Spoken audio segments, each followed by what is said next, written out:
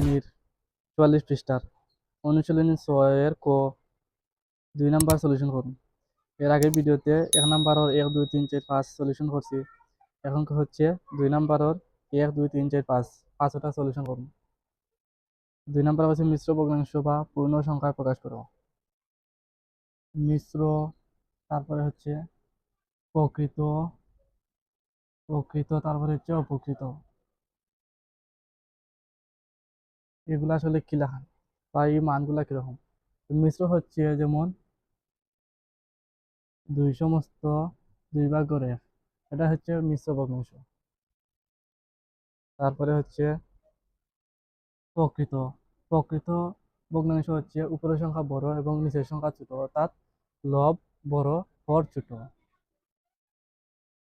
লব যেমন 7 এবং হর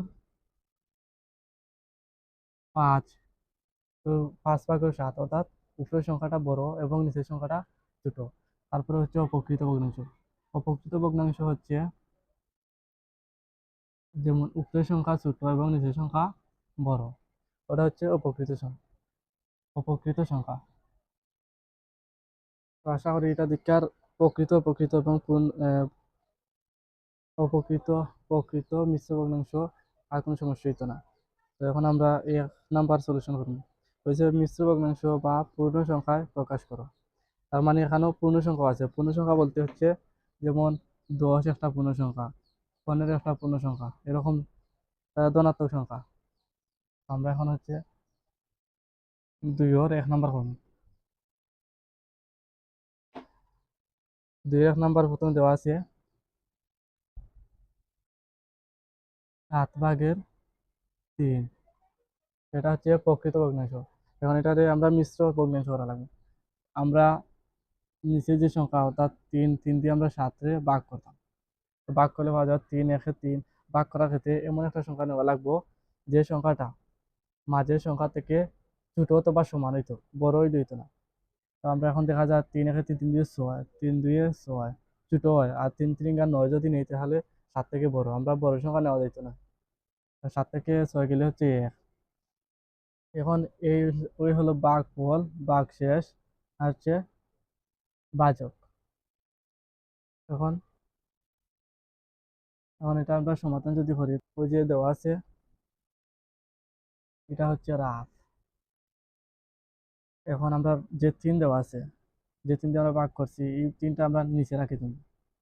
তারপরে যে আমরা ভাগফল পাইছি, ভাগফলটা আমরা সমস্ত হিসাবে রাখবো এবং ভাগশেষটা উপরে যাইব। তাহলে 2 সমস্ত 3/1, ওটা হচ্ছে উত্তর। এখন এই সংখ্যাটা সবসময় আমরা ভাগফলটা সাইডে রাখবো এবং ভাগশেষটা উপরে নেমকি, আর নিচের যে 3 দিয়ে আমরা ভাগ করছি 3টা নিচে রাখবো। আচ্ছা, তারপরে হচ্ছে 2 নাম্বার।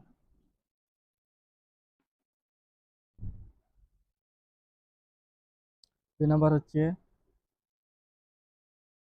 21, 5/21।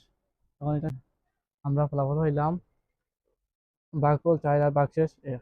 এখন এটা আমরা লেখার নমুনা হচ্ছে নিচের যে ভাজক দেওয়া আছে, ভাজকের জায়গা থাকবো। এখন যে ভাগফল দেওয়া আছে সাইড, এই ভাগফলটা আমরা সাইডে দিয়ে রাখি দিব এবং ভাগশেষটা উপরে নিব। এখন দেখা যায় যে 21 আমরা কি লেখানো হতো, 5 4 20 আর 1 21, তো মিলে যায়। এখন যদি আমরা এই একটা যদি আমরা সাইডে রাখি দিই তাইলে হয় না, 5 এর 5 আর সাইড নয়, হয় না। আমরা এমনভাবে নেওয়া লাগবো যাতে উপরের 21টা মিল থাকে। তারপরে হচ্ছে 3 নাম্বার, 9/34। এখন 9/34 আমরা এটা সমাধান করতে সেম, আমরা 9 দিয়ে হচ্ছে 34টা ভাগ, 9 এখানে 9 2 9 18 3 9 7 4 9 34 5 9 48 4 9 36, 48 বড় হয়ে যায়। আমরা 4 9 36 সমান 0। এখন এখানে দেখা যাচ্ছে যে ভাগশেষ নাই, উত্তর 4। 4 নাম্বার হচ্ছে 11/78। আমরা এখন 11 দিয়ে হচ্ছে 78কে ভাগ, 7 11 হচ্ছে 77, 8 থেকে 7 গেলে হচ্ছে 1।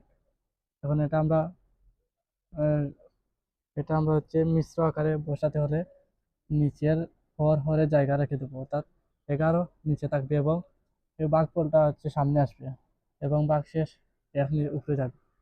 এখন যদি আমরা চাই আবার উপরে যে প্রকৃত ভগ্নাংশ আছে এভাবে নিতে, তাহলে আমরা দেখা যায় যে এই 7 11 77 আর 1 78, তার মানে মিলে যায়। এটা হচ্ছে সঠিক পদ্ধতি।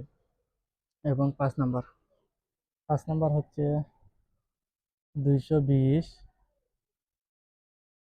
ভাগ 10।